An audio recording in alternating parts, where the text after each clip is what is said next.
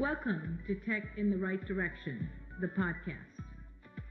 Let's take tech in the right direction to drive social change and close the employment, pay, and culture gap for women in technology.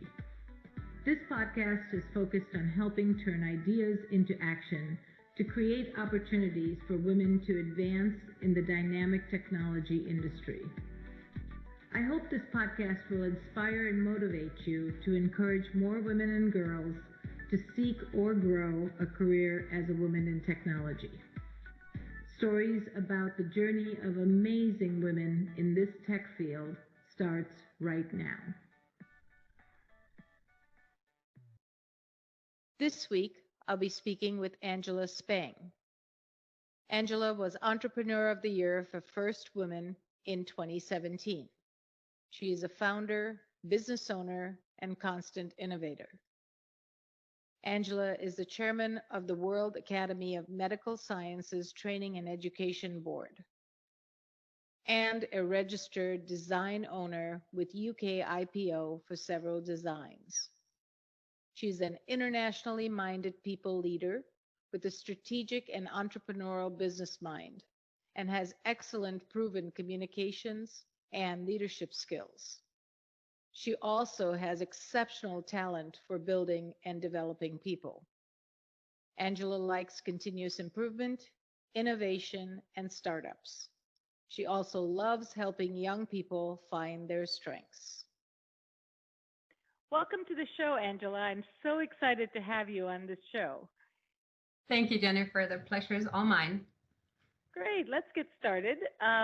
So you're a woman in tech. Can you share with us your career journey and how you got to where you are today? Well, I don't think I really meant to get anywhere, to be honest. It sounds pretentious to say that I planned to get here all along, and that wasn't really the case at all. I started out as a product specialist for Johnson & Johnson back in the day, and as a sales rep and a product specialist. And that was really how I got into medical devices and medical technology. And from there on, I've sort of solved one problem after another, and now ended up with a growing, now multinational company. That's amazing. That's great. Yeah, sometimes we don't plan to be where we are, but the path and the journey takes us there. So you stayed true to where your passions are, and have a great organization now. So you're an Entrepreneur of the Year, you're a business owner, and a constant innovator. Tell us more about your passions. I think I'm just solving the problem in front of me, to be honest. Anything from, I think, where I started June Medical, and again, that was solving a problem. At the time, I was sitting in the office in Amsterdam, and where I was working. I'd been running the women's health division for American Medical Systems for a couple of years, and the company just awarded me with more of that. So I used to run EMEA, which is Europe, Middle East, and Africa, and then I was asked to take on Latin America and Asia as well, which is great. With the slight exception that covers pretty much every time zone on the planet, and that means somebody's always awake. And at the same time, we were looking at taking the UK to a distribution partnership. That was challenging to me because the product portfolio I was representing was quite challenging, quite high tech, quite challenging surgeries, and I was concerned with giving that to a distribution partner because we couldn't really find one that was specialized enough on women's health that I felt comfortable with. So that's when I, again, saw the problem by saying, well, why don't I take that on? And I remember I went to my boss at the time and I suggested that I was going to become the distributor instead. And he promptly turned me down, actually, and said no. And I said, well, yes, here's why it's a great idea. And I think we debated that for quite some time, and until he at one point leaned back in his chair and shook his head at me and said, "You're not going to give this one up, are you?" And I said, "No, I'm not. This is the best for AMS, and this is the best for the UK, and it's the best for me personally. This is what I want to do." That's amazing. Your resilience and just your constant innovation really shows in the products that you represent. So share with us a little more about your business and what it does so our listeners can kind of get a feel about how you grew your company and what it does. So my company is called June Medical, and June was actually a code word to begin with, because when you say, well, it can happen in June, nobody really knows what you're talking about. It could be the month, right? Mm-hmm. And then later on, when I was trying to find an actual company name, it's hard to find something that works in different languages, that isn't offensive in any language, that isn't taken or similar. So June stuck with me, and it's been sticking enough that we now have a June Medical UK. We have just launched June Medical Incorporated in America, actually earlier this year. And we have June Medical International, which then handles our distribution partners all across the globe. And we're just about to incorporate in June Medical Sweden as well. And we do medical device. So we sell medical devices, particularly a new surgical retractor called Galaxy 2 that we make here in England, in Brighton to be specific, about a stone throw from the ocean. And we've just launched that in America. Wow, very, very impressive. So you're very passionate about women and especially women in science and healthcare. You know, one of the reasons I started my podcast was to do what we can to bridge the culture pay and employment gap for women. So, you know, since you're so passionate in this area, can you provide some thoughts as to what we can do to bridge that gap? I think that's a really interesting area. And as an innovator and as a business leader, I get to talk to a lot of surgeons who come forward with their ideas. And I noted a couple of years ago that it's very rarely women who come forward with ideas that they want to have made. And it got me thinking, because I know that there are so many brilliant surgeons out there who have great solutions and ideas for products that could be helpful. So why aren't they coming forward? Why aren't the female surgeons bringing ideas forward at the same rate as male surgeons? And first I thought, well, maybe it's just because maybe it's just to me. But then I did some investigation, and actually it is way more common for male surgeons to come forward with ideas, and for innovations for men's health to come forward with ideas, just like we see in the rest of society, with regards to whether it's VC companies for funding or whatever it might be. It also led me to an interesting conversation with a man from, ironically, a man from Oxford University, who was investigating the way that we do medical devices. And he alerted me to the fact that a lot of medical devices are actually designed to fit male hands, male height, etc., etc. And that is fascinating to me, how we still can model both medical devices as well as pharma a lot of the times on the male part of our society. That is fascinating to me too. In that male-dominated field, it doesn't surprise me, but you know, in IT, we find the same thing where women are not speaking up, they're not coming to the table with their new ideas or with their solutions. So we really need to create more of that environment where they feel confident and they bring these ideas to the table, because that will help bridge that gap. And so we just have to continue to encourage. And I believe very strongly that we have to start, you know, building our pipeline. So work with girls ages 8 to 13 and really bring technology and medical devices and healthcare to their awareness so that they can then start visualizing themselves in those roles, because a lot of times they don't even see themselves in those roles. I think you're spot on, and I'm delighted to see that the number of female surgeons is dramatically increasing, which is great. I also think that, to your point of becoming role models for the younger generation, if I can lend a hand to somebody, whether it's being an apprentice in my businesses or any other way of giving somebody a helping hand to get into this, to see how I would, as a female innovator or a female business leader for that matter, how I would do my job, I think that can help as well. So despite actually being kind of an introvert and sort of liking my sofa and my cat, I do try to put myself on the podium and be that role model so that I can talk about what I do and how I do that, because actually it isn't that complicated. And actually it is quite straightforward when you just focus on the thing just in front of you and don't think about the bigger picture. Because if you turn around and say to me, oh, you have now whatever 6 companies, and you have worldwide distribution, and you have medical device manufacturing. Even I'm daunted by that. That sounds really, that sounds really important, So I'm a bit, but actually it's as simple as you do the next right thing. It's as simple as that. Yeah, we have really found that, when girls see women in roles that they can visualize themselves in those roles, there is such a dramatic change in them, and the awareness itself really builds that confidence and has them exploring more opportunities like that. So I love to do, at some point we'll do a panel of women, just and have girls as the audience so that they can really visualize themselves in lots of different technical or medical roles. And I think that would be really interesting. I completely agree, and I'd strongly support that in any way, shape, or form it can happen, because just giving, especially I think littler girls, the vocabulary to know what they're talking about, whether it's engineering, whether it's science.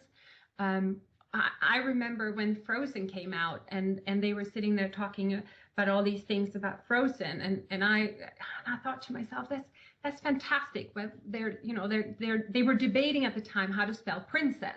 Mm-hmm. And that's all good and fine. But the next day, I had them all learn how to spell chief executive officer. Because I thought to myself, that's great. I love Frozen. We're all Frozen fans, aren't we? But right. I thought that's fine, but let's also give them some alternatives to that. So I taught them what CEO stands for, and my youngest actually is 6 years old. Is quite challenging when she comes to say, "Mommy, why do we have more money if we spent more money today? That doesn't make any sense. That's not profitable." And I love that my 6-year-old knows language like that. I think that's phenomenal. I love that. She's got her mama's mind, that's for sure. Poor child. Or poor world, I'm not sure. Yes.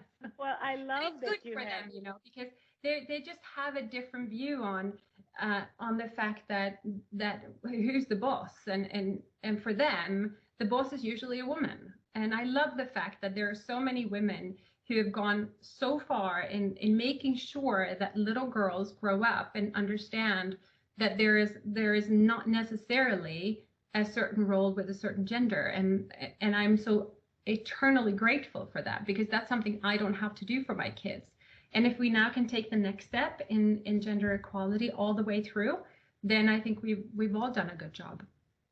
I think we're getting there. It's a slow process, but every little bit that we do gets us even closer and makes that change that's so desperately needed.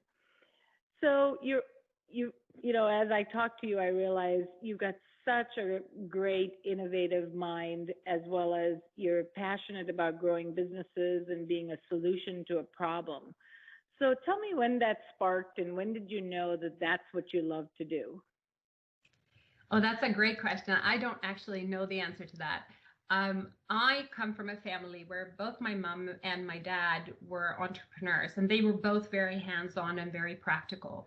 And my mom, bless her, was a designer and a seamstress, and I think she's still hoping I'd go into fashion. Sorry, Mom. My dad was an engineer and a welder, so he was very hands-on as well, and very, very practically focused. And I think that's probably where it's coming from. I think they both gave me the capability maybe to just identify what the problem is and realize what needs to happen to solve that problem and go from there. And that confidence of, well, if it doesn't work, you try again. And if that doesn't work, then you try something else. And there is always a solution. You just have to find it. So they really raised you with that mindset. They really did. And I think the biggest gift that any parent can give, that I certainly feel like I got, is that confidence to try again. And that actually not making it on the first roundabout is okay. We just find a different solution. And I grew up sort of knowing that if I ever had a problem that was unique to me, then I really hit on something interesting, because the likeliness is actually that somebody else will have had this problem before. So if I can just figure out who's had this problem before and find them and ask their advice, then I'll be halfway there. And I'm a big fan of that. I simply just ask for help. That's great. Failure is part of the journey to success. It's so important to realize that, because we all have had failures, but if we didn't fail, we wouldn't get to the point that we are today.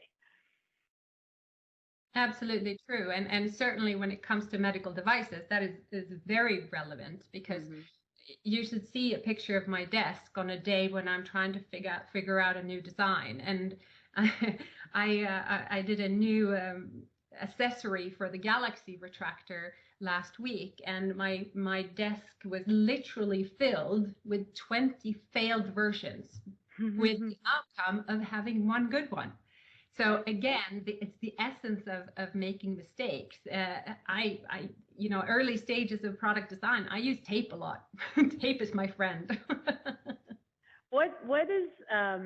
What puts you in that innovative mindset? What do you have to kind of do something to get into the zone, or does it just come naturally?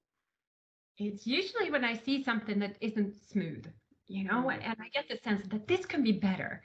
This can be smarter or simpler or more self-explanatory. I don't like complicated. I like to keep things simple. That's why I like my organizations with straight communication lines. That's why I like having open and honest discussions. That's why I'm not a fan of small talk. I like just getting to the interesting bit and having the valuable conversations. Maybe that's why I'm also liking actually this online world that we now have. And this meeting online doesn't bother me very much. I quite like that. You get to the business you'd want to talk about, and then you talk about that, and then then if nobody feels it's going anywhere, you just hang up and you're done. Instead of having to sort of excuse yourself and still have another drink and sit around the table for a while. Yeah, I like that too. I'm very, very focused on, let's get to what we're here for.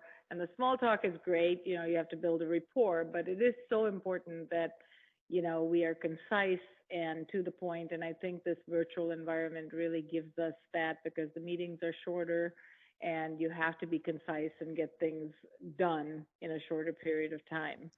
Now you've also been part of a male-dominated field. So what are some of the challenges you faced, and how have you overcome them? Because those are great lessons for other women to kind of learn from us. So could you share some of those? I think that the first biggest thing I had to deal with actually was probably the feeling of guilt of trying to be, a person in this world where there are different things that pull you in different directions all the time. So early on, I decided that guilt wasn't going to have a place in my life. I was going to commit to, if I'm traveling for business, I'm traveling for business, and I will do the best I can with that. And if I'm home, I'm going to be home, and I'm going to spend my time focusing on the people around me. So I really tried very hard to get out of that guilt feeling of not being enough anywhere. And that I felt was really helpful. And I've talked a lot about that actually to other people who have a family that they are maybe caring for, whether they're male or female, because it applies to everyone. And that feeling of never being enough anywhere. And that has been really helpful. For me, that's made a big difference. The other thing I think is that my feeling in the beginning, before I really found my feet, was around, I was really worried about hurting people's feelings. And that slowed me down a lot. I've decided I'm going to skip the diplomacy. I'm just going to be a straight talker, and bad ideas are bad ideas. And I don't necessarily care anymore about maybe wrapping my message in a lot of cotton wool. I prefer to be clear instead. That being said, I believe you can be a straight talker, but you can always be kind. And kindness is important to me as well. I love that. I always say, please don't mistake kindness for weakness, because kindness is, I think we should all be kind to each other.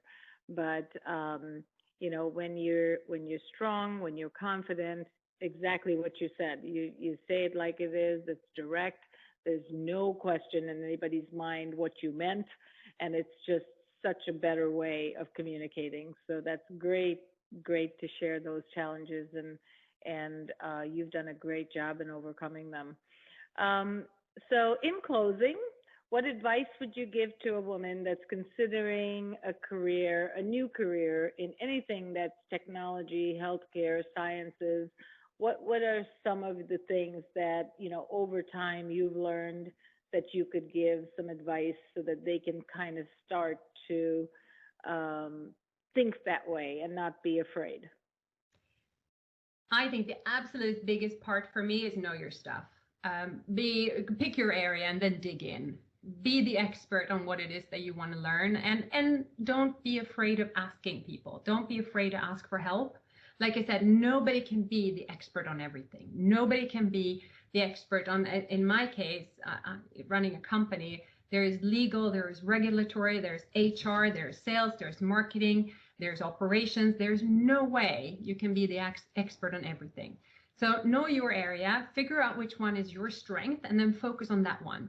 Don't necessarily worry too much about your weaknesses. Just go with your strengths instead. It's way more fun, and it's way easier than trying to fix your weaknesses.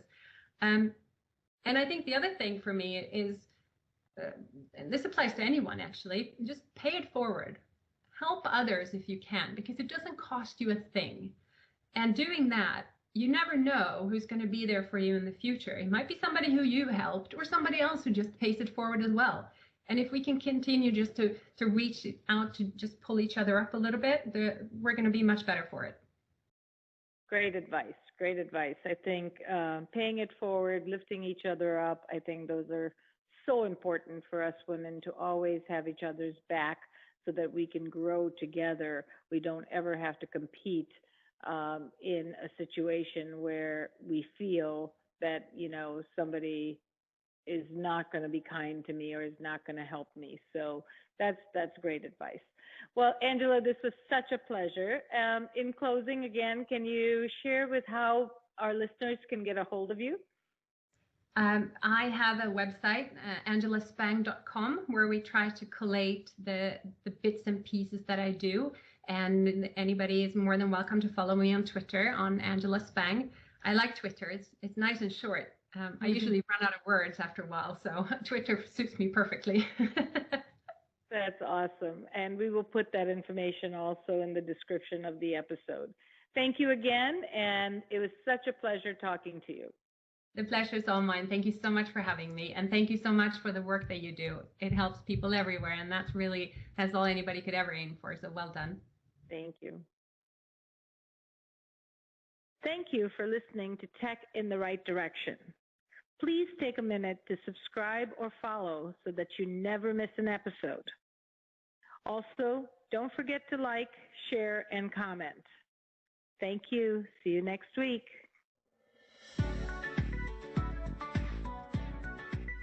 As your organization continues to embrace and adopt new technologies, does your team have the skills required to make the most of your investments? Directions Training offers IT professional and end-user training for the most popular solutions today, including Microsoft 365, Azure, AWS, Cisco, Citrix, VMware, and much more. Our flexible delivery methods and full customized offerings make sure that you get the training you need just the way you need it. In person, virtual, on demand, or through a blended approach. Success is a journey. Ask for directions.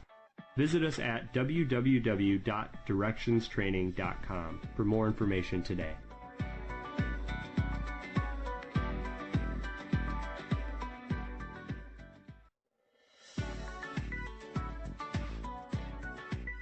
From IT skill enhancements to end-user adoption training, Directions Training is your resource to help optimize the effectiveness of your technology investments.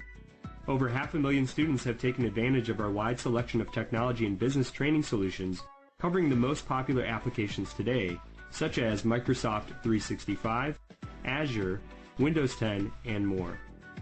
As a podcast listener, we invite you to take advantage of an exclusive offer. Receive 30 days of free access to our on-demand courses for IT professionals or end users.